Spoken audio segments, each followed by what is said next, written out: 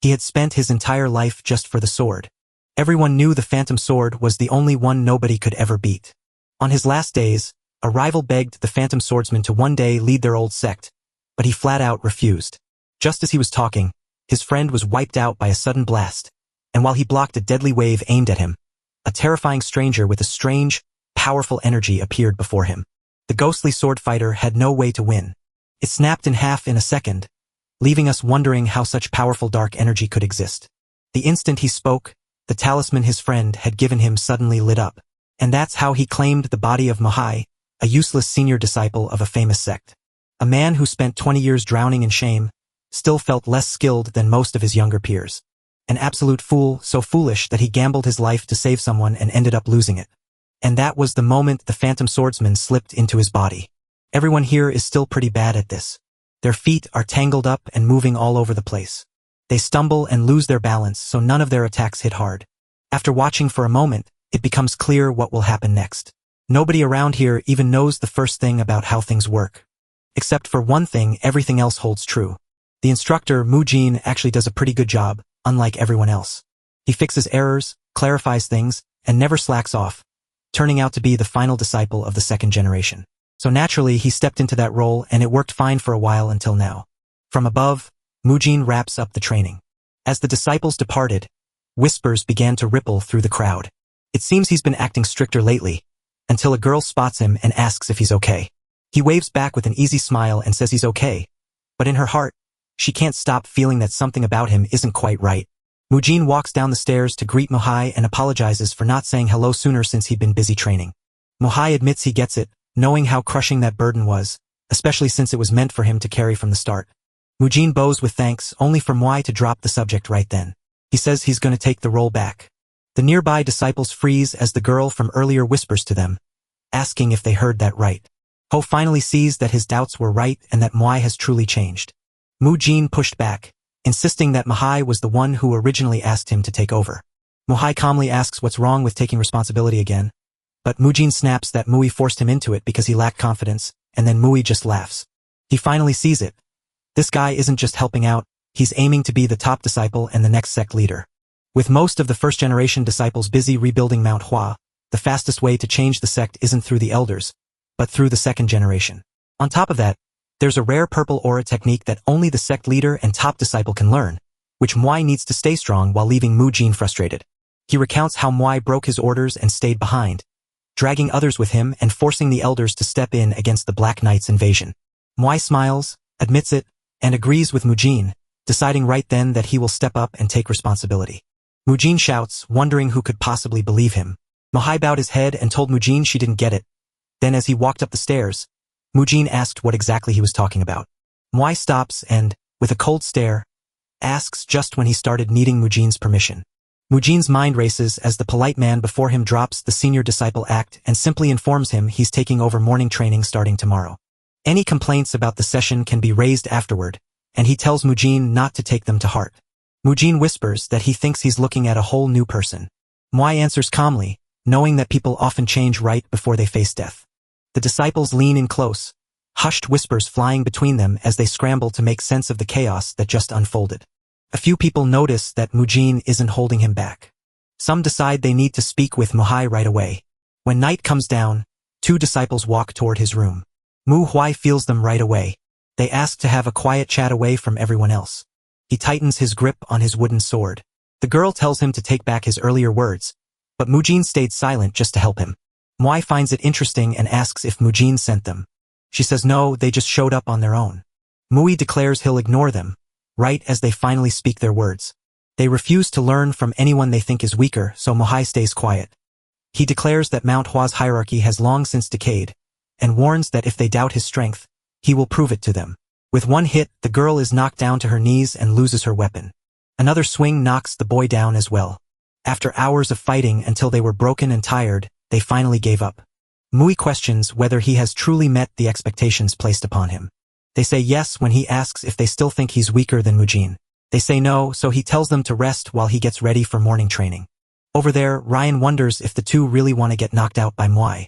One of them notes that this isn't the senior disciple they remember, while S agrees he has changed so much that trying to stop him would be reckless. Before they knew it, Jin had heard every word, so he stepped up to the last disciple and asked what really happened between the boy and the girl. Ryan calmly said that nothing serious happened, since they just don't want the senior disciple to lead tomorrow's training. A short time later, Ryan shares more, and Jin agrees to talk to them later, convinced that even if Manhwa is just defending himself, he'll step down once he realizes he isn't the right person for the job, so sneaking around to get rid of him isn't a good idea. Ryan insists they were only worried, but Jin says he'll handle it alone and walks off, leaving Ryan feeling awkward. So the next day the protagonist stands before his new students. Determined to explain his change, he says a few things must be addressed first, and while watching from below, Jin wonders if Manhwa had been hiding his power to hurt San and Ho so badly, or if Chael helped him. Either way, he knows the truth will eventually come out on its own. By the way, Manhwa steps in to lead the training, surprising everyone by declaring that they are far too weak. Although many things can make a person strong, weakness always comes from a lack of basics, so they now spend their mornings practicing just the 6-sword move before trying harder ones, until someone suddenly interrupts and draws everyone's attention. Ryan snaps, fuming that wanting to learn faster is somehow wrong. He looks around, sees no one else up to the task, and boldly steps up to face the challenge himself. His words left the disciples so stunned they couldn't say a word. Manhwa shrugs off the chaos around him, muttering a few curses under his breath before calmly telling Ryan that if he wants to complain, he can come up the stairs. The crowd stares in shock at how calm the senior disciple remains and how Ryan reacts. Ryan doesn't even think twice before he starts climbing the stairs. Reaching the top, the young man admits he understands what Manhwa means but refuses to quit training under Manhwa's leadership, only for Manhwa to cut him off by noting that everyone thinks his martial arts are terrible and that Ryun is here to prove just that. Manhwa shouts for everyone to listen and promises that from now on, he won't move a single step. He will rely solely on the 6th dual sword technique to stop Ryan's attacks, standing perfectly still without moving a single step. If Ryan can land a sword hit or make Manhwa move even a little, Manhwa will immediately go back on his word and quit leading the morning practice. The disciples are shocked as Ryan questions whether beating Musen and Muho was just too reckless. Manhwa stays calm as he sees both fighters badly hurt, so when Ryan demands a fight, Ryan rushes in to keep his promise and blocks the blow without even moving an inch, leaving the frozen disciples below to watch as the clash rages on with blades screaming against each other. Ryan throws himself into the fight with all he's got until one of his students recognizes the move instantly. Chael watches closely as Ryan unleashes his specialty, a super-fast wind sword move that makes him quicker than before, yet she knows speed won't save him now. Manhwa effortlessly blocks every attack, making each strike feel like it falls harmlessly into dust. As Manhwa defends himself, he casually remarks that Ryan is causing way more trouble than the other two. This time, he really has to rely on his shoulders. Then he mocks him, and Ryan grits his teeth, admitting that while he's frustrated, this is all he has left, causing someone in the crowd to whisper if that's really the senior disciple they used to know. After all, he hasn't taken a single step. Mujin stares in shock, wondering how this could be, just as it seems Ryan finally lands a blow. But deep inside, he finally sees the truth. It wasn't a win. It was just proof that we were right all along. Mufi calmly explains that the real problem isn't strength, but that when someone gets obsessed with striking, their footwork falls apart and the sword becomes useless. That's why even while injured, he could block everything without moving. He tells Ryan, promising to show him how to swing a sword using his whole body. Then it happens. One perfect hit so powerful that the whole training ground falls dead silent. From above, Manhwa tells Muin and Muho to lift Ryan and carry him to the infirmary. He turns to the others, orders them to stop staring, and tells them to raise their swords. The protagonist calls for morning training to start and then moves on to fix every little mistake his new students make. We travel back in time to hear our boy question Han about why he picked Hwai to be his student. The young man says Hwai is pretty average, but he's never seen him give up on anything. He asks if his friend picked the boy only because he never gave up. Han sighs sadly, saying that only the truly gifted can unlock martial enlightenment on their own. But Hwai was different, and since a mentor's job is to find a master among ordinary people, he picked that boy, who in the present day says he loved choosing talented disciples. Now he steps up as the senior disciple, guiding the 2nd generation of Mount Hua. So he refuses to leave anyone behind, even though it's far more frustrating than he ever thought it would be. That's why if he ever runs into Hyan in the afterlife, he'll owe him a seriously good drink.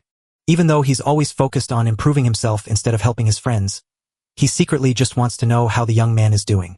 Feeling better, our boy thinks Hyan must be okay since he rarely loses, hoping to see his friend again soon, while we later learn that training the next generation is going well despite how hard it was to start from nothing. But still, how can we be certain the plum blossoms will push through all the hardship to finally bloom? As he walked through the red forest, He realized that his long journey to change the Mount Hua sect started right now with him leveling up his power. His sharpened senses help him spot tiny changes, like knowing someone is watching him curiously out of the corner of his eye now that he's awake. But he still can't figure out who it is, and that's exactly who he plans to find out soon. After a while of walking, Hai finally arrived at his destination. Inside the temple, Haiyan Gak, who seems to know the old owner of Dao's new body very well, stands before us. Bowie greeted our boy, who told him he was there to learn secret techniques. Though curious, the man just says it's okay. He tells the boy to be careful and not push himself too hard since he hasn't fully healed, and the boy promises to take his time. Gak told the boy he heard one of his students had been rude, but since the boy had met 3 different people, he was confused and just decided not to worry about it. Just then, he surprised him by apologizing with a smile, explaining that Musen only did what he thought was right, and that in another time, the boy would have faced much worse consequences. Silently, the protagonist realizes he'll be just fine without saying a word. He then tells the man that, as the senior disciple, he simply did what had to be done, so the man has nothing to worry about. Gak stares at Whi, stunned that those words actually came from her lips and wondering if his sharp eyes have always been there. Our boy wonders why everyone is staring at him, but Gak smiles and says that since the young man is looking after everyone, he can go ahead. As the hero walks away, the man wonders how someone who lost his master can still move forward with such strong determination. A few moments later, we watch the hero struggle to grasp what a martial realm truly is and how to climb it, only to realize that in the Jianghu, life and death aren't decided by strength alone. True survival depends on using your martial arts skills with quick, sharp thinking, which is why being a master means combining your fighting practice with the wisdom and experience you gain along the way. This was the true meaning of martial arts, a definition reached only after endless training and deep thought, which is why the first step to rising in power is to truly understand the art itself. While sitting there reading, the protagonist starts wondering which martial arts come from the Mount Hua sect. After a moment of thought, he realizes he has no clue where to find the mountain, since some secrets are locked away to stop greedy students from skipping important lessons, so he decides Mount Hua must be on the lost side. Even with that said, it still has a clear set of martial arts that are easy to learn, such as the 6-sword technique, the focused wind blade, the plum blossom strike, and the 1,000-cent sword. Once you master those 3 moves, the hidden secrets of the plum blossom sword finally open up for you. Only after that can you finally learn Mount Hua's most famous secret move, the Great Martia technique. By devouring the book, they learned the driving force behind the group that became one of the most famous legends, hiding its secrets within the art of these sword styles. Rumor has it that the sect's top swordsmen were masters of more than one of the 3 plum blossom techniques. The first technique is the roots, the next 3 are the trunk, the secrets form the branches, and finally, the 3-edged sword and the lucid plum blossom sword are the blooming flowers of the tree. Slamming the book shut, the hero realizes he has only reached the trunk and needs the plum blossom sword, a blade reserved for true masters, to ever touch the branches. Just as he speaks the words, someone asks if he means the plum blossom sword. It was Bakyu who slipped in without making a sound. Our boy stands up and greets the sect leader, who asks why someone has been staying there for so long. He asks if he can sit down for a moment, and we happily agree while secretly realizing how late it is and noticing the warm glow of the candles Gak had lit. Curious, Yu asks if the young man really read all of that, and our boy simply says yes. The man mentions hearing about the changes to the disciples' training and asks if he is their instructor, so the protagonist confirms it once more. Curious, the leader asks why he keeps his attention locked on the 6-sword combo. The man remembers how we once hesitated over simple questions, but now he's doing things he never did before, while the protagonist begins to suspect the man is just there to see if we're faking our recovery after Hun's death, so he decides to give the man the answer he wants, repeating the question first before admitting he's acting this way because the second generation of disciples started on the wrong foot and would have been better off never starting at all. Even though the leader looks shocked, our boy is sure the disciples are already terrible, so he'll likely think they are the same and that will actually help him. The real problem is that he doesn't realize he's underestimating how badly Ka is actually feeling. Confused, the leader stares at the innocent child he once knew, wondering if all that's happened has changed him. But before he can speak, the protagonist reminds him that everyone already knows the truth. The old man knows nothing about the words being spoken and asks what they mean. Our boy then says that all the second-generation disciples know the 6-sword moves by heart. But if they look back at everyone's performance from when they were just starting out, they'll see that things have actually only gotten worse. You ask with curiosity why sects and clans in Jianghu hold such different beliefs and ideas. These styles naturally mix with martial arts, so a sect's martial school shows what that group truly believes, like the Wounding sect's Ti Fist and Enlightened Sword Art or the Crimson Dawn Strike of Kinching sects as your cloud. That's why training at the martial arts school isn't just about building your body. but also about learning how to understand the deeper ideas behind the art. The elder barely reacts, silently marveling at how calm the young man seems. He looks just like Joe, and while the protagonist explains that second-generation disciples only care about making the plum blossom bloom, Yuvin asks who he thinks should change that. Without hesitation, the protagonist declares that a martial school isn't just about mastering the sect's signature technique, but about endlessly training to understand its deeper meaning and live it every day. That is why the plum blossom isn't really the end of the story. The elder's eyes go wide when he sees how much Kay looks like the disciple who has died. It wasn't about how they looked, but about how wise they were. You wonder if he's the only one who can spot that kid's talent. The man nods in full agreement, praises the young protagonist for his deep thinking, and declares that he will now lead the disciples in mastering the six-sword technique. Back is sure the boy will succeed, but he wants to know which path the boy plans to take. The question completely surprises our boy. Thinking that after studying the Mount Hua sect's martial arts, he found they were all excellent. But he also felt let down by how they focused only on surviving without any fighting tricks or big heavy swords. Even though he tries to hold it back, he realizes he can't stop himself, no matter how shocking it might be. Speaking out loud, he lies and claims he refuses to walk such a grand path, only to reveal his true plan. He wants to do what his master intended and take his place. In the end, a student's true job is to keep walking the master's road and even go further than he did. Yu, stunned by seeing Hyen in Hawaii, admits that Hyen didn't make it because of his talent, but because he had the courage to follow his master's path. He thinks that making a new martial art move is not an easy job. Even so, he feels a deep sense of pride in the young man standing right in front of him. With a smile, he says out loud that Hyen would surely be proud, and our boy thanks him, while the man realizes his fears have turned to hope as he notes that even though the winter snow is cold, the scent of the plum blossoms that bloom through the chill is far stronger. Even if he couldn't save the plum blossoms on Mount Hua, one small bud survived, so from that day on, his job was to make it bloom, only for you to suddenly shout that there are plenty of other flowers on the mountain besides the plums. Then he asks the boy if he knows why they picked that one. The main character refuses, but the mysterious elder warns that thinking about it will teach him much before the boy hurries away. After walking a few steps, you mention that you forgot to say something, then reveal that you've also lost your master, yet you admit you still don't fully understand Huey's sadness. But the boy realizes Hyun's death isn't a final goodbye, but a fresh start to live out the life Hyun would have wanted, and in quiet thought, he admits that this new path doesn't feel so bad after all. He thanked his friend for the wise talk, but alone, Joe was reminded of the time someone said he looked incredibly fragile. Aside from being arrogant and reckless, two perfect traits for building muscle, the mysterious man asks if he wants to try a new way of training. Back in the morning, the protagonist practices the tough but fast training method the Iron Fist King of the Mountain taught him, and he can't help but laugh at how useful that unexpected meeting really turned out to be. All of a sudden, a voice screams that it's time. Our confused boy asks the girl what she's talking about.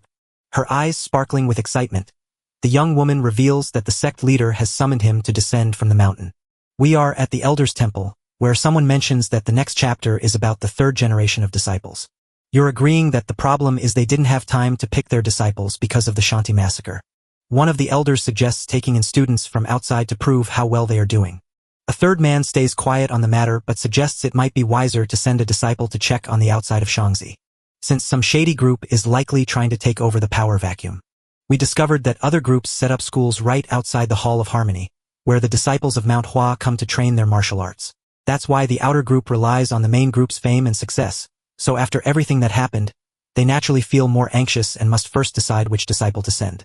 The leader stepped up and declared that this matter could wait no longer. He suggests they send his second-generation disciple to help. Sans looks worried and tells us the world outside is still in a mess. He then says that in that case they can pick some of the most talented disciples, with Hootie smiling among them. Jin says he likes the idea, but everyone is stunned you mention the boy. Sans hesitates to send the young man away, but the leader insists the boy has changed so much in a month that he will be fine, and once we arrive in the city of Posen where the protagonist and 3 other disciples gather, they joke that their boy thinks the town is boring except for the alcohol, only for the long-haired girl to suddenly grab his attention and show him a chicken dish they've never tried before, while Jim Men reminds Mua not to forget they are still wearing the Mount Hua sect's uniform even as she drools over the food. The girl claims she's got it, but then she rushes to say that now she can smell the lamb. She wonders why anyone could possibly refuse such delicious food. Suddenly, Hua gets shoved hard by someone. Her eyes pop wide in shock as everyone instantly turns to glare at the rude guy. Hai lifts his arm while Jin asks him what he's doing. The man then asks if those plum blossoms are blooming in Jingshu for the very first time. Then he tells the girl she needs to say sorry for bumping into him. Hua shouts that she was the one who bumped into him, while the protagonist guesses those guys must be from a criminal group that stepped in to fill the power gap left by the Shangi sect. But even so, they wouldn't be so rude unless someone powerful was standing behind them.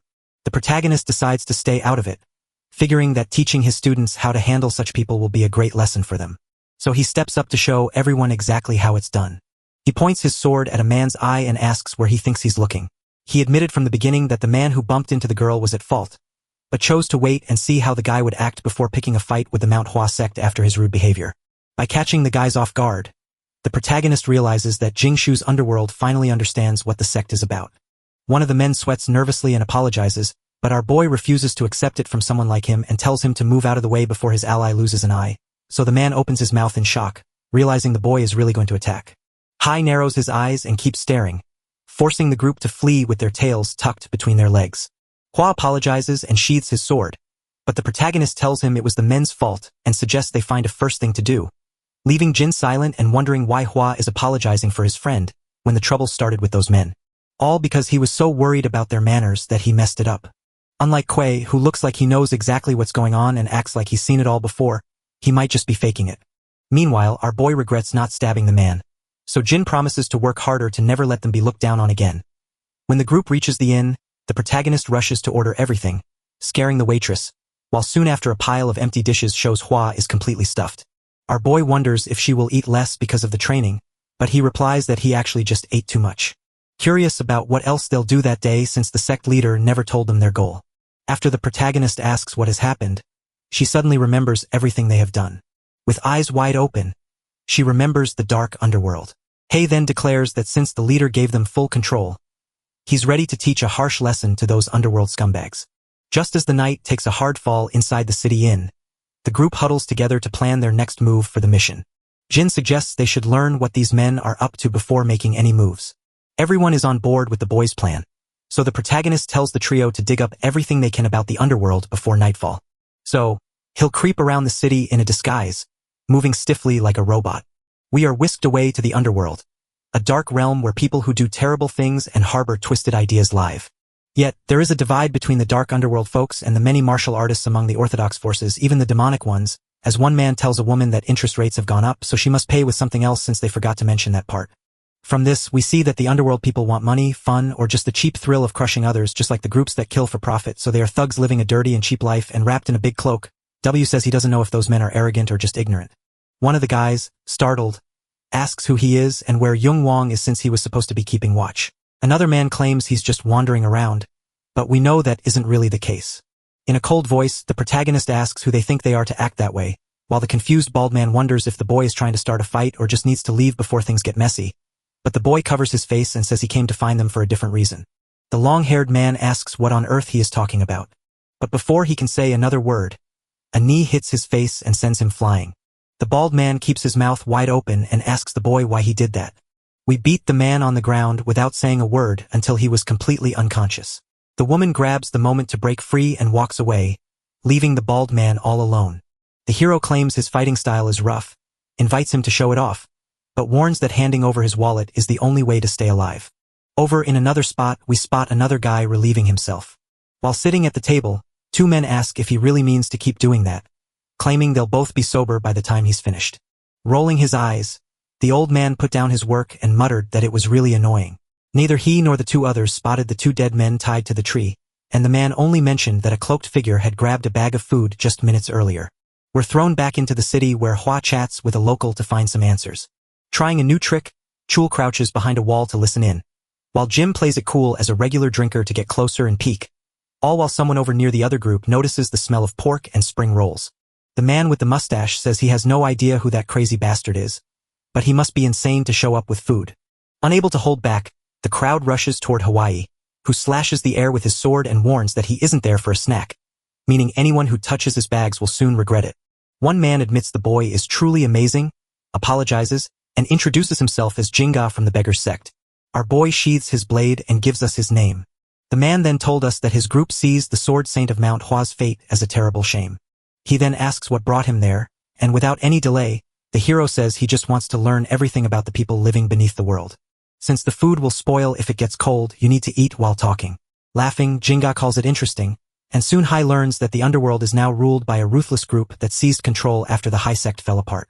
The leader of the beggars group explains that what makes them special is that they actually know how to use martial arts.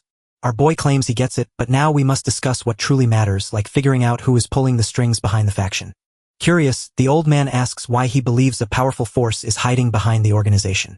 Our boy figured that since Posen is so big yet controlled by just one group, a smart person must be eyeing the chance to take over. After all, it would be normal for dozens of underworld groups to split up the city and fight each other for power. Jinga is so shocked she can't believe this new boy is just a rising disciple of Jangu. He finally admits he waited to speak until he was certain, and now that he reveals that the beggar he obeys is actually a martial artist from the Gao Sword sect who often works with the Blood Brutal faction. We discover that this is one of Shang's biggest groups, yet despite its power, it never respected the mighty Mount Hua or Zhonglun sects and is actually smaller than both of them. Even though the hero speaks, it still feels strange. He says he isn't sure if the mastermind is actually hiding inside the Guyu Sword sect. He nods and admits that if they really were involved, they'd ignore what they look like, so he doubts the sect has anything to do with it. Even so, he's still curious about the martial artist, and the beggar warns him to be careful because the man knows the Red Wolf sword belongs to the Guayo sect, though in truth, the speaker has never heard of him before. The following morning, the hero stood by the window, lost in thought as he gazed out at the world. Even after talking for ages, he still knew almost nothing about that Red Wolf sword. We step back to those earlier moments when he wondered if the liquid in Jinga's cup was truly just tea. She thought teasing the man lightly would make him talk, but she forgot how amazing that wine tasted. Laughing, the beggar claims he loved it and even looks like he's been to Jiangsu before. After that, our boy drank until he forgot everything and missed the info he needed, and even though he has a rough plan for himself, he has no clue what moves the enemies will make next. He then realizes he still has time to savor the wine he brought. Night crashes down, and the other three disciples immediately notice the strange smell of alcohol. There, blocking their path, stands Kuei. With his arms crossed, he asks what they discovered. Hua steps forward and asks if he was drinking while they worked. Our boy shakes his head and asks the same question again. Jin reveals that the people living underground have stepped in to take control of Posen since the leaders disappeared. Hua adds that they're all wicked, always turning to violence to get what they want. Keel points out that even third-rate martial arts are deadly to those who don't know how to fight, so the protagonist praises the trio's hard work and reveals a new clue. Since people in the underworld would burn a book for firewood, someone must have taught them to fight. Our boy stands up and says he knows who did it, but he still doesn't know why. Curious, Jin wonders just who that person is. Cuts straight to the point and reveals it is the Red Wolf sword from the Nine Hells Sword sect. Shocked, Jin can't believe they aren't just facing a handful of criminals. Sting down once more, the hero reveals his plan to set a trap to wipe them out. The long-haired boy stands silent, unable to speak after hearing that. Keel admits he doesn't get why the sect would help criminals, but says we should tell the elders before acting, while the protagonist remains calm and quietly asks if he's really sure about that plan. Defying her friends, Gu sides with the senior disciple, insisting they must face the problem head-on. Even though Jim disagrees, he stays quiet because he knows Mount Hua is still healing from the massacre and another fight could make everything worse. Realizing that speaking out could ignite a deadly war with a powerful sect, the boy warned that it was too dangerous to try. Why? He asks, acknowledging his worry but insisting the Nine Hells Sword sect won't do that kind of thing. They would never bother hiding their plans if they were serious about taking out an organization and starting a fight. With Mount Hua in its current weakened state, they could crush the enemy anytime, which is why he is sure these criminals aren't really tied to the sect, and even if they are, they wouldn't dare start a war. Jin tries to say something else, but our boy won't let him. Still, the boy wonders if the news is true, and the protagonist nods, saying it is real because he heard it straight from the beggar's own group. With wide eyes, the disciple wonders if this massive sect, which takes in every beggar, relies on its huge numbers to gather food and secrets, and since it practices martial arts, all the news coming from them must be true. As they head to their destination, Jin realizes his worries were for nothing since we promised he tried to make things right, and now he's telling everyone to get ready while hiding his own nervousness so he doesn't seem like a burden, deciding it's best to just go for it. After watching the boy kick the gate wide open, Jin doubts her plan to stay peaceful. Inside, the criminals shout at each other to figure out what's happening. The protagonist steps forward, says it's great that everyone is here, and demands that someone tell the Red Wolf sword and the leader to come outside, kneel, and apologize if they want to keep their lives. When the criminals notice the symbol on the hero's sword, they quickly realize they are facing someone from the Mount Hua sect. Jin and Ha admit the entrance felt far from peaceful, But Ka insists that's just how things get done in Jangu. All at once, someone pops up and asks what the huge racket is about. One of the bad guys whispers to the old man that the wild folks are hiding up on Mount Hua. The old man thinks to himself, wondering if that could really be true. As the old man stares at the 4 kids in front of him, he thinks they're just children, asks if they're trying to die, and then says he'll let it go because they're with an important guest. But the main character replies, actually, they're the ones who will die if they keep talking like that. Which shocks the man so much that he admits if he knew who these people were, he would have been much more careful with his words. He tells the group to show how scary the Jangu is without killing anyone. So the men quickly draw their swords, but W notices something odd up ahead. A young woman sees an injured couple with a man holding the woman in his arms. That is the final break for the disciple who rushes in without thinking to save those poor people. We see that the man is dead, but the woman lies still with her eyes shut. As 2 criminals lunged at Hua, her fellow disciples rushed to her side. But she refused to back down and instead used her special bamboo hand move to blast them away. As they get closer, Jin insists she can't just run away, while Hua shouts that they must get those people to a doctor right now. Standing up, one of the men challenges who gave her permission to do that, reminding everyone that even though they're from Mount Hua, there aren't enough of them to stop just one coordinated attack. The shouting catches the gang leader's eye, leading him to realize the girl has been hiding her true strength. So he orders Quad to grab her sword and use it to wipe the floor with everyone there instead of keeping it as a decoration. The criminal leader puzzled over why the boy hadn't rushed to help like everyone else. He figures the boy must be so confident he won't risk facing him alone, preferring instead to join the others for a united fight. While Ko admits that even though this man rushed in, he wasn't the one they truly wanted. But since it's his student's first time in Jangu, no one here knows anything yet. Winning is all that matters, so criminals fight dirty and spit on their opponents. But this time there's no one there to help them. This means the trio must learn that in Jiang, life and death aren't decided just by how strong their martial arts are. Our boy doesn't move a muscle as he shows that it's just another one of his lessons. Then he sees that everything looks different for Chiel. We watch the boy halt his opponent with a single hand, leaving the other one visibly shaken. Despite this, the bald man charges forward with his sword, but he gets blocked twice before finally taking a hit that knocks him completely out cold on the ground. Kill shoots a dark glare at the criminal who was watching the fight. Suddenly, the gang leader lunges at Hu, declaring him the easiest target and vowing to deal with him first. Bad luck for him, since our hero punched so hard that half of the leader's body flew right into a hole, leaving everyone shocked while the other thugs panic over what to do next. Just then, someone shouts that all we need to do is choose a new leader, the one who took down Mount Hatrats. Our group finally figures out that this guy is the famous Red Wolf sword. The mocker laughed, guessing just how long it would take for the pretty boy to finally appear. Surprised, the old man asks if the boy knows him, then adds that being recognized by a young man from the Hua sect is an honor. Who then admits he only heard of him yesterday and apologizes for not bothering to learn the names of the weak. The old man insists the boy must walk the righteous path of Mount Hua, yet the boy speaks with the voice of a dark and evil fighter. Still, if he wants to act that way, let him. But as the Red Wolf leaps from the balcony and his sword gleams, the hero knows he'll have to give everything to win. Holding his sword, our boy asks what the man means by giving it his all, since he doubts the man is even strong enough to take that kind of hit. The old man is shocked and asks the boy when he came up behind him, but gets punched hard instead of getting an answer. He uses his sword's sheath to spring into the air so he won't crash down like a sack of potatoes. Thinking to himself, he was baffled by that incredible speed since he couldn't even see the boy's feet moving. The best part? The boy didn't even need to swing his sword.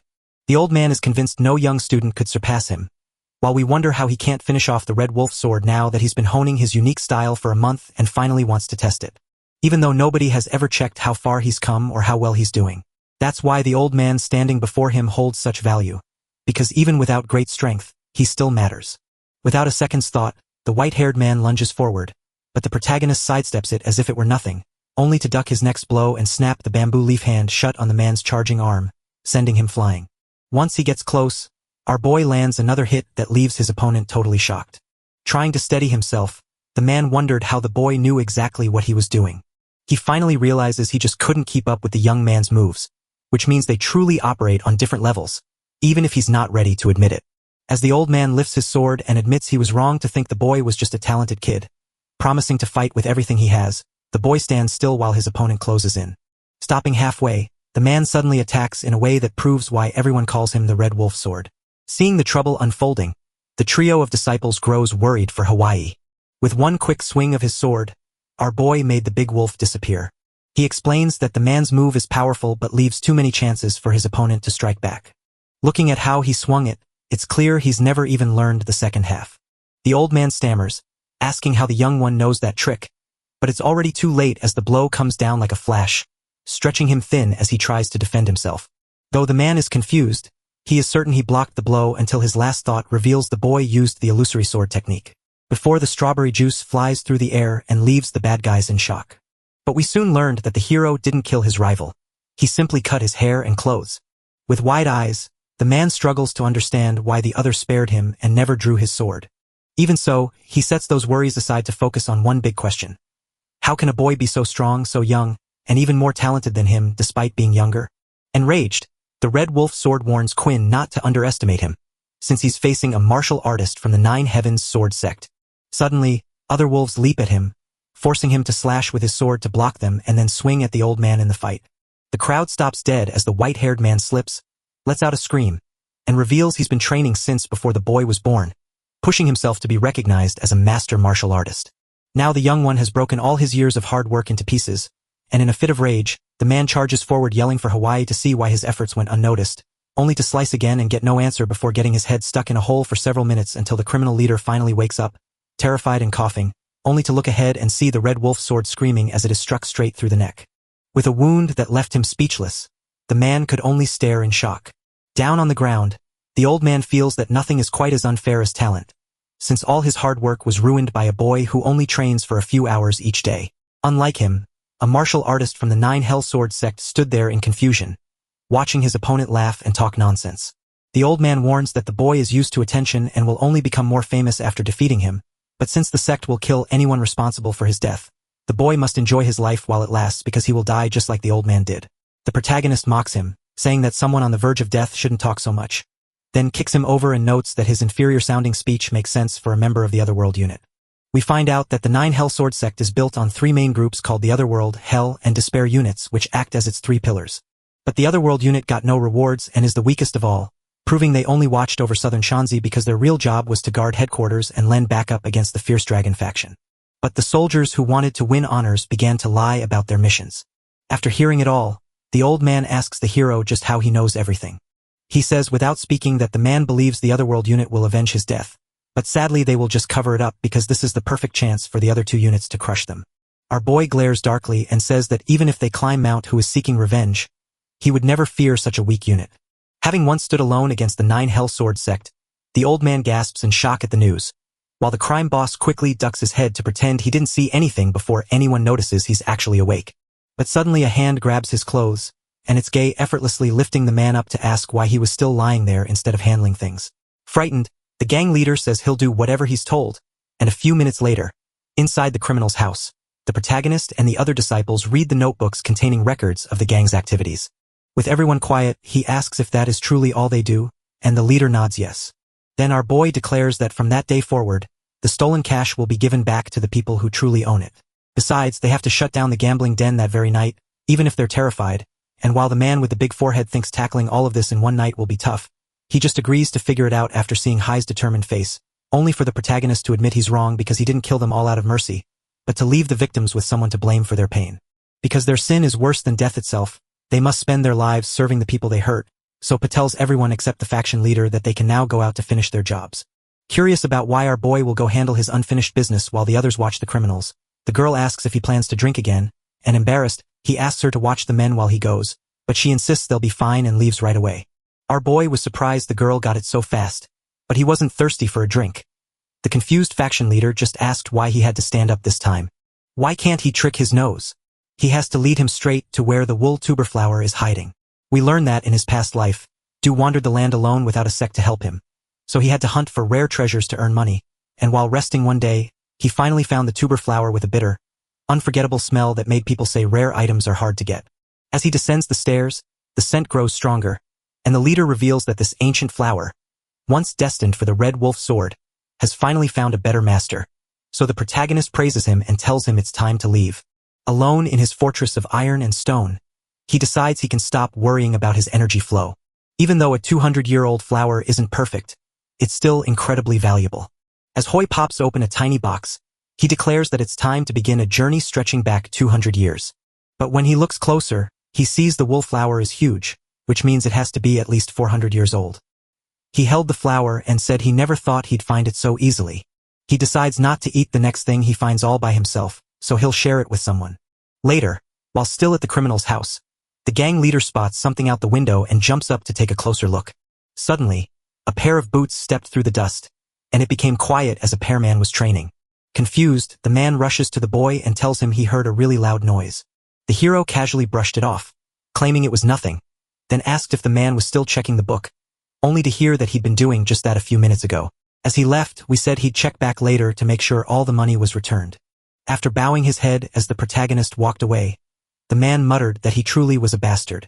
Even though he lied and said the noise didn't matter while ruining a building, the man wonders what the wolf flower did to the boy to make that happen. As the night goes on, Cheel watches criminals smash with hammers while questioning one man's hesitation, while who yells for speed as dawn breaks, and somewhere else a voice gasps in shock at a free gift. Bowing low, the criminal admits that the money they stole is actually hidden a little further away. Jinga couldn't believe Hui managed to do all that in just 2 days and knew the young man who asked for info was no ordinary person. But this was too far because Mount Hua had been hiding a dragon all along. Suddenly, our boy pops up behind him, saying he's there for a drink because he's hungry but didn't want to do it alone. So he invites the man to join him, even though the man is surprised to be offered alcohol so early in the morning. Jing says yes to the invite, and a while later, he asks the boy what he's wondering about. Our boy explains that the brutal blood faction's criminal underworld is just people forced into crime by desperation, and he wants to give them a second chance at life. But he needs someone willing to take them in, and Hai promises to handle everything, even the tricky part of helping the underworld folks, while the beggar leader praises the boy for his constant surprises and offers to watch over things while connecting him with merchants who can help civilians, and though the boy thanks him, the man insists he is the one who should be grateful for the chance to help ordinary people. Changing the subject, Jinga asks Hai how long he plans to stay in Posen, and after hearing it's about 3 days, he curiously questions if he intends to handle the city's surrounding fortresses, to which Hai replies that he might do so later that same night. The city buzzes with life. The inn is where our boy treats his students to drinks and praises them for a job well done. Jin stares in shock and asks, "What is that?" Then he says he made bamboo leaf liquor to celebrate with everyone. The boy insists they don't drink, but I tell him it's okay to have a drink when there's something to celebrate. Since many new disciples die in their first real fight, they should celebrate being alive after facing killers, remembering that life and death depend on luck, not just martial arts skill, unlike the tragic rookies who ignore this fact. Smiling, the protagonist says, "Now it's time to drink," and when Jin asks if that wasn't his first mistake, he replies that it was.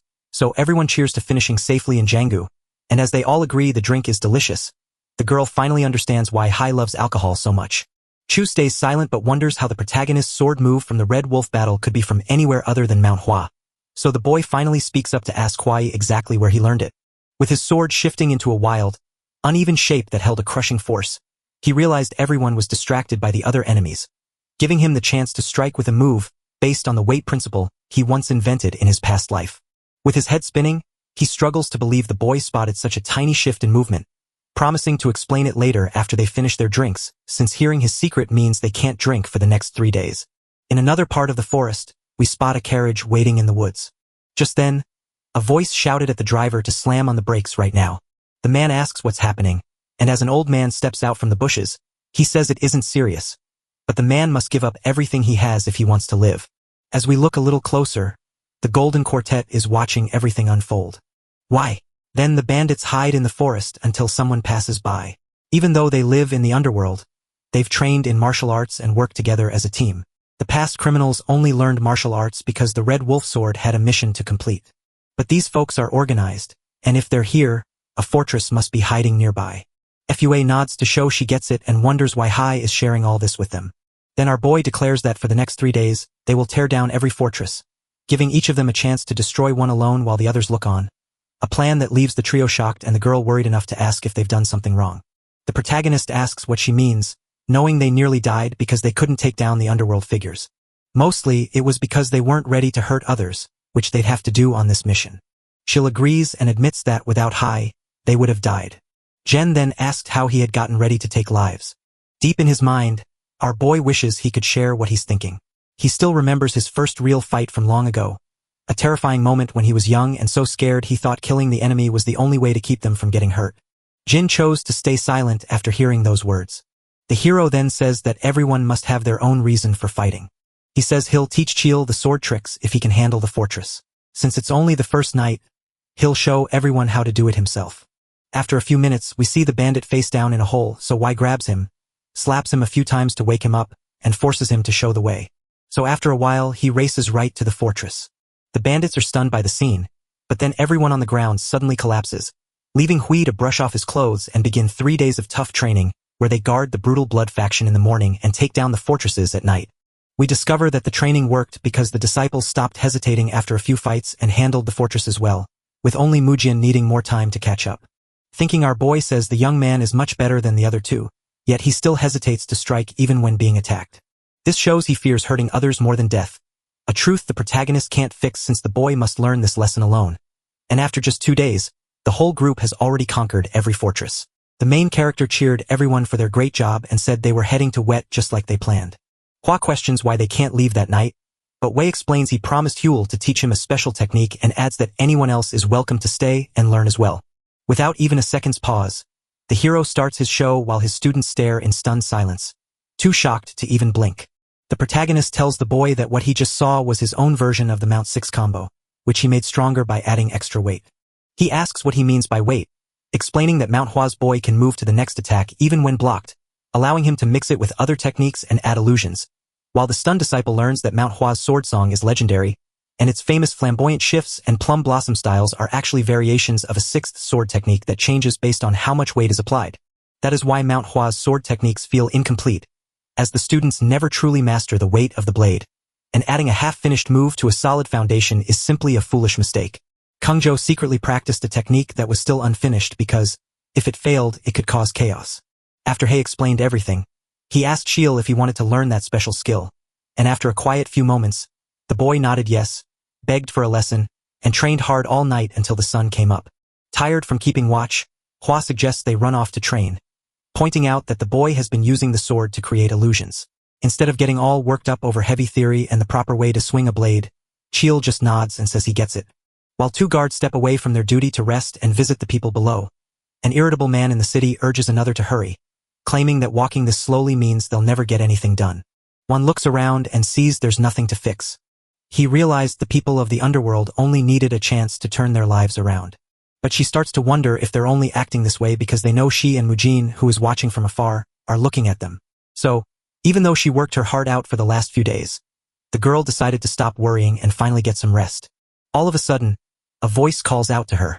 Startled, she instinctively strikes a fighting stance and pulls out her sword, only to be shocked when she sees the woman she injured at the brutal blood faction's building standing right in front of her. The one who apologized for scaring her stood there firmly holding the little girl's hand. Then she asks her shy younger sister, Yum-Yang, to say hello, leaving her sister flustered as she stammers out how the woman is doing. Without saying a word, the woman thanked her rescuer for saving her brother, which brought tears to the disciples' eyes as she also told them that thanks to the young lady, her wounds healed fast enough for them to hold their father's funeral. With tears still on her cheeks, the girl asks what she means by father, remembering only that the man she calls father was dead when she arrived. Hua apologizes for being late and wishes that he finds rest. She told them there's no need to say sorry, because they are already so thankful. Suddenly, Yun-Yong began to stutter, her words tumbling out in a tiny, squeaky voice. She tells him that one day she will grow up to be a great knight. The news shatters W's heart, and she can no longer hold back the tears. Confused, the woman asks why the young girl is crying, but the disciple assures her that the little girl will grow into a warrior even stronger than herself, and when asked if she is in pain, the disciple simply says no. Soon day turns into night. Somewhere inside, Mujin looks like he's not doing very well, judging by the look on his face. The next day, Hua sweated and roasted under the hot sun. She shouts, asking why Hai is rushing. Our boy explains that she let herself get too comfortable after a day of rest, which means she didn't train hard enough. The girl just says they should have headed out sooner instead of resting the way he told them to. After catching a sharp look, the disciple realizes she spoke too much. So Jin breaks the tense moment to say he's surprised that the underworld folks in Posen are doing well. Furious, the protagonist shouts that the real problem is their own weak mindset. Jin's attempt to steer the conversation away failed, because Hua suddenly confessed she misses Yongyang, the young sister of the girl she saved during the brutal blood attack. Hua beams, sharing how the little one dreams of becoming a knight just like her, while our boy scoffs and admits this is the first time he's ever truly cared about a kid's future. Just as the girl tries to argue, he yells for her to be quiet because they finally made it to Winetown right before the sun went down, and after she mentions a place called the Freshflower Sect, He suggests heading there for dinner, so the group rushes to the headquarters only to find a gang of boys brutally beating a boy with long hair. As one boy lands a hard punch to the stomach of the kid being held down, another hand slams down on his wrist to stop his next move, warning that this child is channeling too much inner power, causing the boy to glance around and realize there are multiple adults watching. The boy soon realizes that the group beating him is actually part of the original Mount Hua sect. Our boy keeps talking, saying that kind of hit could be enough to kill a child who hasn't learned how to fight. With a dark glare, he warns the boy that he must understand this to keep punching like that. Since she's taking the fight to the enemy with her bare hands, she has to be absolutely certain of her power. The girl starts to get mad at what he said. To him, even as a young boy, that kid seems arrogant, and maybe his parents are to blame.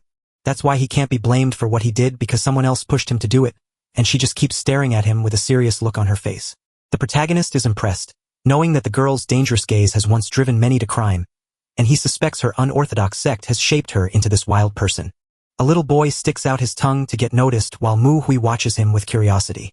Right then, the boy with white hair is about to speak. The protagonist waits with all his ears straining for a sound, but the silence only grows louder. He tells both of them to run before he hurts them, and the air is thick with tension as everyone stands trapped in the dark forest. Then the little boy makes a hand sign. Lim Sanha from the Fresh Flower sect introduces himself and thanks them, while the man reveals he is Mui, a disciple of the Mount Hua sect. His worried companion asks if Lim Sanha is okay. He nods and reveals that one of the children was the young leader of the Great Truth sect. Gayan and his friends kept pestering him about martial arts, even though his group and the sect of truth have always been enemies. They discovered his group was too weak to help, so they began teasing him, which made the young girl ask the boy if the leader even knew about it. Lim Santa admitted that he used to fight back in the past before the leader of the Fresh Flower sect went to the Great Truth sect. In the past, the sect's leader tells us his children never act without a reason. They blamed him and turned it into a full-scale conflict, but fearing further fighting, the leader of the New Flower sect backed down to stop the war from collapsing the Raid Knights. Mui nods and admits he gets why the boy lets the kids bully him. Meanwhile, the young girl is furious that the Mount Hua sect is being treated so badly. But the hero believes everything happens for a reason, so they should listen to the leader. As everyone at the holy place watches, the disciples finally arrive. Feeling impressed, the group steps inside with a new sense of purpose. Mugwi sees everyone wearing embroidered white cherry blossoms, watches the group form their sect symbol and thank them for the welcome, and then their leader, Lim Magacock, introduces himself and shares the tale of how they defeated the dragon faction in one night, only for the protagonist to think the story is a bit too big to be true. Limk understands it was his son who led them there and thanks him for the great help. He then waves the group inside. They were led right into the big main hall. Inside, they settle down at a table. Everyone says the coffee is great, but Lim Magak just shrugs it off. Thoughtfully, the leader fondly remembers Mount Hua. Tired but determined to fix things, the protagonist asks how the Fresh Flower sect is faring. But the leader warns that they are in a tough spot. Since they were always equally strong, they never had any trouble in the past. But everything turned around after the Shangzi attack. The Great Truth Simek acts so aggressively that he now messes with their group and makes them angry. Even his own son is feeling the pain of what happened. He wants to get revenge for his son, but that's exactly what they are waiting for. They're desperate to crush anyone who stands in their way. Since he couldn't protect them, he feels like a failure as both a leader and a father, and everyone is puzzled that he didn't ask the Mount Hua sect for help. The leader says he's grateful to see them because their presence alone scares off his enemies, but the group feels he doesn't truly believe in them, and when the protagonist asks why he looked so sad about his son, his friends are confused and don't get it. The leader claims he sees things that aren't there because he trusts the group, and since a powerful sect like theirs wouldn't harm him, he says it's time for dinner and they should get ready. So the warrior realizes the leader won't accept their help and understood that he expected more from such a strong group. He thought they were too young, so he decided to keep them there for now and send them away later. He thinks about his son and everyone else who has had to take so much pain. In his memories, the man admits he feels sorry for them. Felt like he had turned back into a child right then. He watches how sharp the protagonist is, even as the warrior insists they'll handle the dinner themselves during the meeting. His friend thinks that behavior is quite rude. The leader asks why they reject his kindness, but the protagonist says he can't expect anything since they never helped first, leaving the man shocked and the girl wondering what she just heard. She remembered the day the hero chose not to kill her. He told them that setting an ambush was just how they chose to fight, even as they watched his past actions unfold. Right now, the young woman sees that the man standing before her isn't the same one she once met, and she can't help but wonder what has changed in him. In the forest, the girl notices her senior acting weird and asks the whole group what they're waiting for, since something must have happened and they need an explanation. Then the hero makes up his mind and goes to tell him the news. His friend has no idea what's going on. The warrior says everything feels weird and wonders why the children act so strangely toward them. One of those kids is his successor, so he isn't as innocent as he seems, but there must be a reason the sect of truth wouldn't just give up, since losing with only 4 people against them would mean disaster for Mount Hua. But troubles are nothing unless they fall apart, so the leader must fix things because they have a plan ready. 2 men sit down at a table and start eating.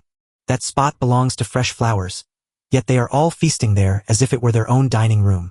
You can see their eyes, heavy with complaints and scanning for someone to blame. A woman bumps into the men, and suddenly they notice her. She offers them a warm smile. She apologizes with a flush of shame, but her eyes burn with hate, as if she is about to do something terrible. She drops a mention of taxes that leaves the whole group completely baffled. The men mock the hero's group as opportunists, noting that the great sect of truth has already claimed that place. The group keeps talking, but something big is about to happen. The hero commands his friends to stay out of it no matter what happens. They felt the request was odd. Another man walks up, tells him he can't take it anymore, taps a guy on the shoulder, and asks if those words were just said to be heard, making the air suddenly thick with tension. Then the rival group tries to push their buttons, but the sex group stands tall and shows no fear at all. The man shouts that he's drinking too much and tells the others to stop immediately, but they just keep walking around acting arrogant. He shouts insults and taunts the man, who suddenly yanks his chair over to slam the provocateur down and warn him that insulting the sect of truth comes with a price, prompting the sect's leader to finally move. This sudden move grabbed the attacker's eyes and turned every head in the room. Before anyone can even guess who it is, the young warrior strikes fast with a powerful kick to that man before turning to hit everyone else. The man asks what's going on, but then he suddenly freezes and can't move at all. That's exactly what the leader wants to know, but the warrior just wants to understand how someone with no skill dares to wield a sword, especially since he always believed there was a big difference between right and wrong alliances. He asks the man what he plans to do with that sword. Feeling embarrassed, the rival admits he used it just to scare you. The leader snatches the sword away, telling him that using it to scare weak people means he shouldn't have it at all, and orders him to make up with the one he hurt. The man realizes it's ridiculous for him to be looking for a fight.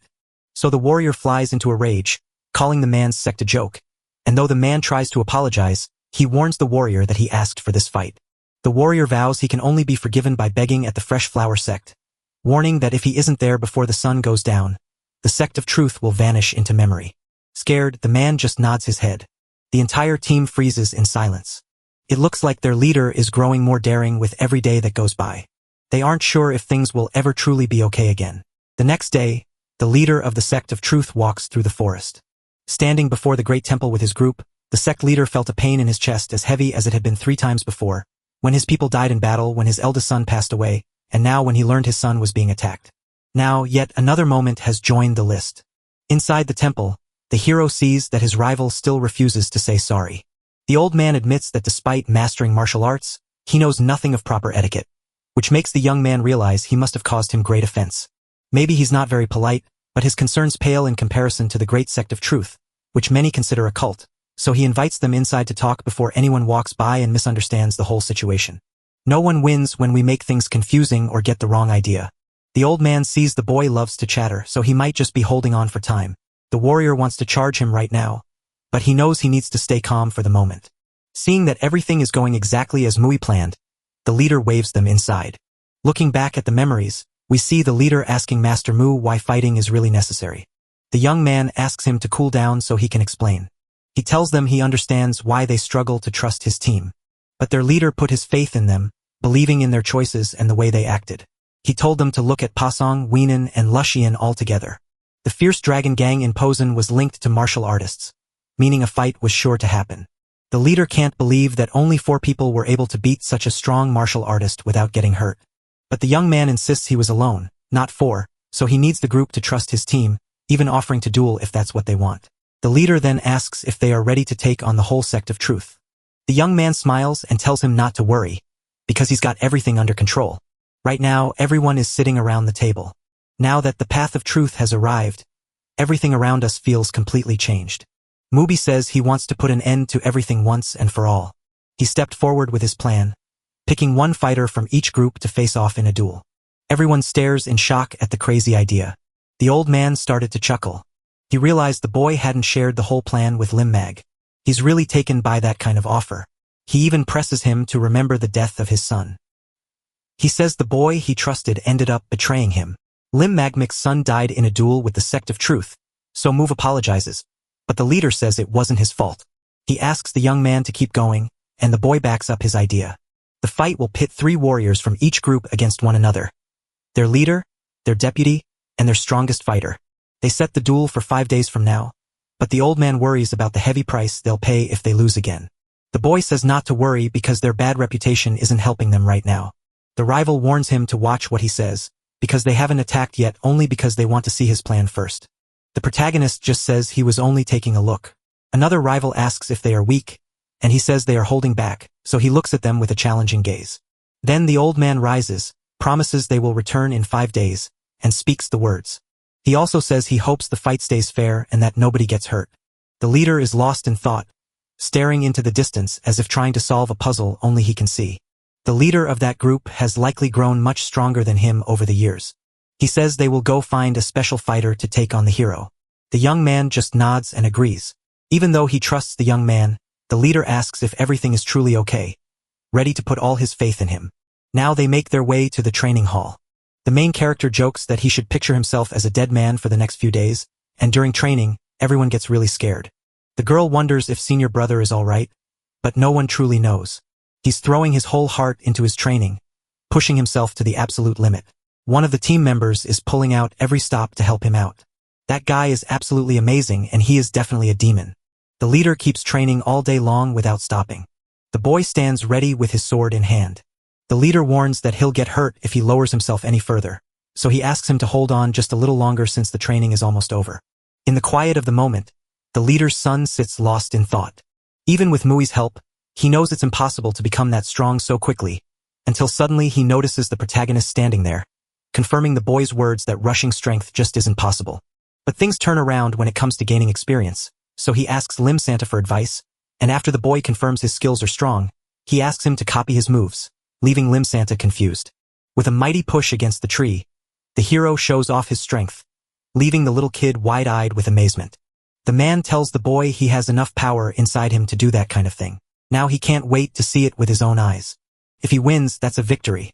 If he loses, he just keeps going until he finds a way to win. Time slips away until the day finally starts to fade.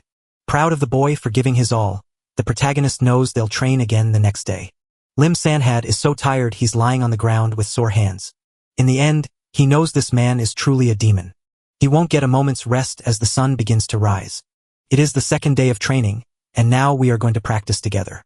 Yesterday, father and son discovered how to move their bodies. The leader's body grew strong from the training and bounced back in a flash. What we learned yesterday was the key to making today work. Now they will learn how to stand strong, and Mui will be the one to show them the way.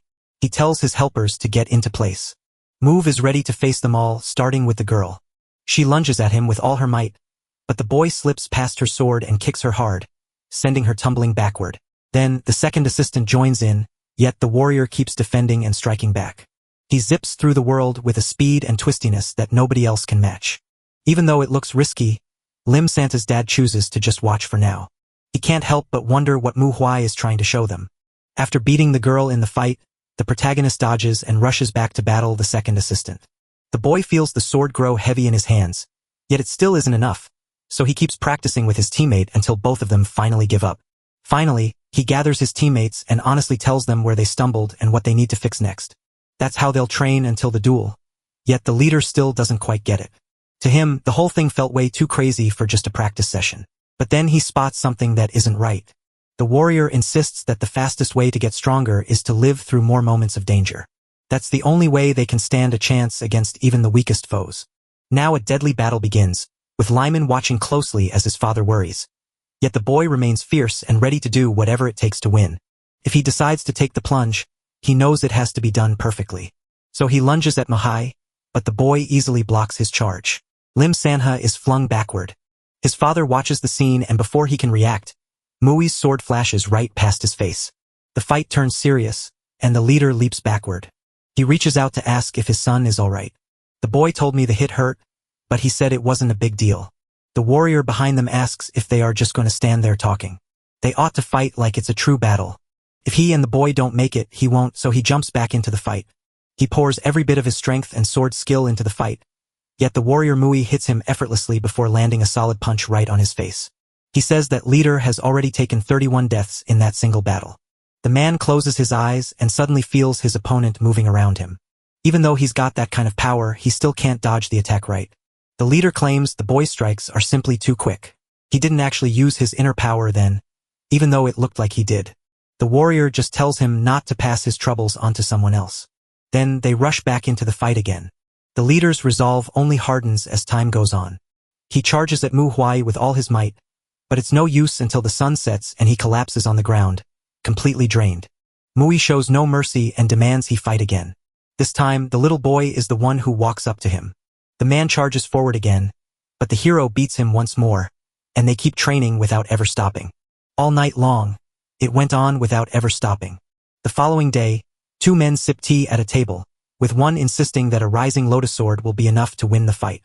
The sect's leader is planning to make them all look foolish right before the big fight. The man standing ahead of him will be the one to make them look foolish.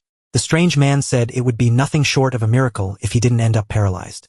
He worries about what happens after a death, but the leader comforts him. Some folks are spreading rumors, but Mount Hua alone can crush them, and the leader says he's got it all under control. The man stood there, puzzled as to how someone so much weaker could act so arrogant. As the group leaves the room, Mui can't shake the feeling that he's about to uncover what Kong is hiding, wondering if the man is driven by greed or has always been that way. The young boy stays quiet, thinking hard as he sees something far more important than anything else. His team must start their training exactly as planned, so everyone has taken their spots in the courtyard and waits to begin, while he admits to Mua that he feels guilty for not watching over their practice lately. Now he plans to train them just like dogs. So eager to show off his new sword that the boy slashes blindly at his trainer, but Moi blocks the heavy swing with a quick move and shows him that the massive blade has made his strike stronger yet his reaction slower, proving that one careless mistake now means losing his life. While talking, Mu spots something in his side vision, dodges Mua's strike, and realizes Mua only pretended to use a harmless scabbard as a trick to waste his enemy's reflexes before landing a real hit. It's a trick that throws off your enemy while the sword strikes from the opposite side. Still not using her sword, she kicks the master's leg to keep her lead and slowly wear him down. But when his defense surprises her, she wonders what went wrong until Moi explains that while he is clever, it just isn't working. Because it's such an obvious trick that even a seasoned fighter would catch on. With that, he strikes her down hard and fast without any mercy. She slips away in a flash, disappearing like a blur. Her senses are sharp, and she watches Mohai coming from far away like a demon. Seeing her raw gift, he decides to help her master it, while she steps back to calm her racing heart. Mua screams in rage that she nearly died, but before she can finish her complaint, the master steps up behind her with his sword at her throat, telling her she must calm down if she wants to fight her enemies. She admits it'll take years, so they move on to the next lesson. Mujin steps forward to take on the challenge. Even though he's just a kid, he keeps his cool and acts smart, but the older student warns that the boy still has a weakness just as a rival strikes from the side. The boy twists his body as hard as he can and gets ready to strike back quickly. He swings his sword at the master without a second thought, but Mohai dodges it so easily that he realizes the boy isn't moving as fast as he needs to be. Even though the young fighter refuses to quit and leaps to strike from behind while the older disciple turns around, a staff taps his back to let him know it's safe, and the older one angrily asks why the boy isn't using all his power and seems more worried about him than about winning. Muji tightly holds his staff in one hand while smashing Jumin's chest with the other, hitting him so hard that Jumin gasps and nearly throws up. His friends watch with worry because they know how much that blow hurt, and as Wan crashes to the ground, his master realizes that Wan's fear of hurting others is his greatest weakness, a flaw that will cost everyone when he finally faces a real enemy. Worried that things are going wrong and might force them to kick him out, they finally wrap up the day's training with Mu Huai reminding everyone to stay honest about their own flaws. There's no magic trick to get better in a night, so the quickest way is to just keep training without ever stopping. He finishes by saying that once they get it, they must practice as if there's no tomorrow because the only way to beat a problem is to face it head on, and Jum listens closely, thinking hard, but stays on the ground feeling like a failure. Just then, night fell over Lucian. Silver moonlight glides across the pale, gleaming edge of the blade.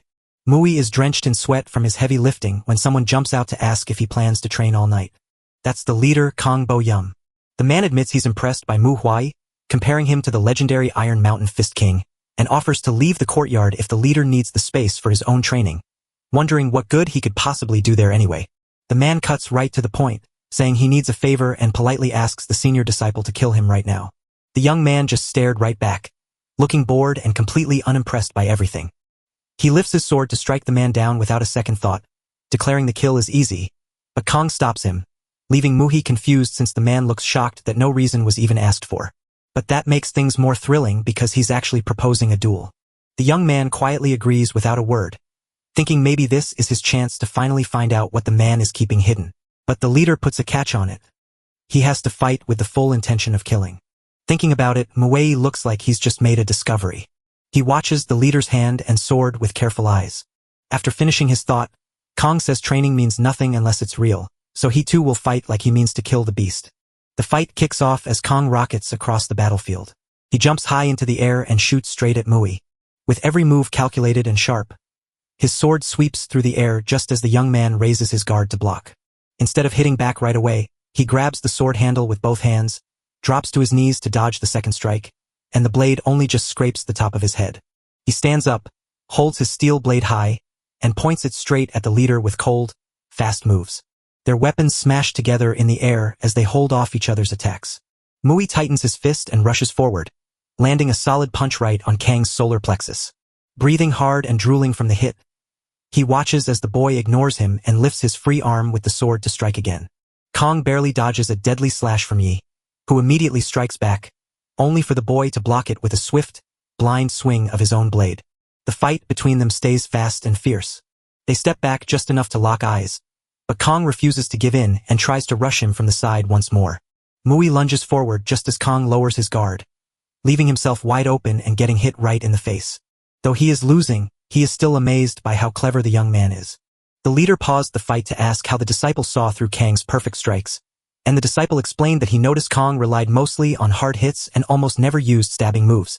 He realized Kong was playing with his left hand, and he struck while Kong was still getting used to it. The leader nods in agreement and admits he is still learning to fight with his only remaining arm. To the follower, the shifts feel natural, and he still marvels at how the leader keeps overcoming the troubles. He simply notes that using too much force in a sword throw throws off the balance of the moves. The young man tells the leader that to fix this, he needs to focus more on practicing precise and piercing shots. Now Kong finally knows exactly what steps he needs to take. As they spoke, Muei admitted he'd seen the leader was hiding his true strength, and the surprised man agreed, noting that the boy hadn't even used half of his power yet. He admits that if he had used all his strength, Kong would have been seriously hurt. The leader nods that things worked out best as they talked while dawn broke over the field, and the weary Kong thanked his disciple before heading to his room. But Muei knew their fight was about more than just testing his skills. He wasn't just looking for answers. In truth, he wanted to see if the young man could stand up to the assassin. Even so, if the Zongan sect is in charge, there is no need to feel so worried. Thinking it over, the young man realizes Kong must know who the assassin is, understand his power, and have met him long ago, for he is an old monster with many faces. Muei remembers this crazy man as the one who started the legend of the demon assassin. A master of disguise, he rarely showed his true face, often killing leaders of small sects to take their places and stirring bloody wars among the clans. After tearing apart dresses, the monster broke other people's hearts just to have some fun. Looking back, the disciple remembers the day he dressed up as Hanjo and fought the monster, only to find that his wounds were too light to hold him and the beast slipped away, vanishing into hiding for a long while. People say he's back, but they're not sure because the recent killing felt just wrong. The disciple stares out at the horizon, lost in deep thought. Whether the figure is just an assassin or a true demon is still unknown, but it is clear that the leader of the Radiant Light knows something crucial he refuses to share, which makes him so anxious. And since Mua thinks it's impossible for the monster to have lived this long, she suspects the assassin is actually one of the monster's own students. Even more puzzling than who this shadowy figure is just how powerful he seems to be. So the restless young man feels he must get closer and decides the best way to do that is to track down the person sent to find him. Lost in thought, Muei decides that if his enemy isn't an elder, he is sure he can beat the assassin. By the end, he sees it's best if the Jin sect can take care of things all on their own without him getting involved. That afternoon, Jong-un's disciples keep chasing their goal, and one of them notices the sword marks carved into the ground. Their leader thinks this proves they are near the assassin, so she tells them not to let their guard down. The team walks straight ahead without fear, ready for anything, while the squad leader feels the dark shadow of the assassin closing in. Someone keeps an eye on them from the top of the roof. Muhi finally set his plan in motion, and he can hardly believe he's up against just 3 people and 1 older man, knowing from past experience that he's already in deep trouble. The first disciples always hold the top spot in the group's order. Among all the young disciples, only one is chosen to lead the clan, and the holy swordsman known as Zhou is the favorite of Mount Hua, a place where the legendary Jin sect is home to its own special chosen one. But who is this famous follower whose name is lost to everyone? A young woman beams with joy as she celebrates meeting the martial artist. She tells them her name is Ilmu from the Zon sect, and the other two in her group introduce themselves as Il-sun and Il-hun. Mui stands up straight and bows with deep respect. He stands with his head bowed, humbly admitting that being allowed to stand before them feels like a special honor, even though he knows he is far below them in rank. Kong steps into the room and gathers everyone for a meeting, letting them know this meeting wasn't part of his original plan. Elmu said that since the leader wanted Mui there to get some extra help, they decided to wait for her to arrive. Without missing a beat, Elmu explains that 5 assassins are still out there, though 2 have already fallen, and the worried leader notes that their trickery and split-up plan have made the hunt far more difficult. The only thing helping us is a special potion from the sect leader that lets our disciples finally track down the assassin I sent. Even so, it doesn't solve the problem since they can smell the strawberry juice but can't find where it's coming from. Kong is stunned to find out that the clan led them right to that spot. The disciple says there is definitely an assassin near the Radiant Light sect grounds, and even though she can't tell who it is, she needs our help to figure it out. The leader promises his help, but first we must find the fake one. Il-sun finds empty alcohol bottles at every crime scene, so they think the killer must be a heavy drinker. To the young student of Mount Hua, having no fear of leaving marks behind is just a sign of their arrogance. So we're planning a wild party where everyone's gonna get drunk. If the bad guy is really full of himself, he's gonna lash out when you push his buttons. And bringing a crowd together could easily act like bait to lure them in. Ilmu reaches into her clothes and pulls something out. It's a little sleep gas capsule that knocks everyone out in a snap. Once they find the assassin, they'll put everyone to sleep just so they can take the target out alone. Kong nods in agreement and shouts that we should start putting the plan into action right now. With a spark in his eye, he promises to throw a huge party that very night. Mag tumbles into the Lucian just as the full moon lights up the dark sky. Jars of soju and moly sit waiting on the tables. A giant roasted chicken sits proudly on the dinner table. Kong raises a toast to honor the disciples of Mount Hua and Jangon. Everyone lifts their cups high and drinks up the strong stuff in one big gulp. A voice suddenly cries out, asking for another drink. Mui stared wide-eyed at the huge feast spread out before him, piled high with food. With his stomach growling so loud, he decides everyone will definitely come to a party like this. But then he snaps back to reality and hides his hunger so they won't guess he's the one who planned it.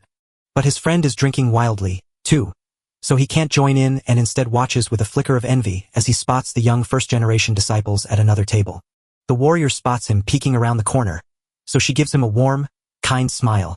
Mui doesn't smile back, lost in fear that his team might be suspected. He also can't stand Jumin's habit.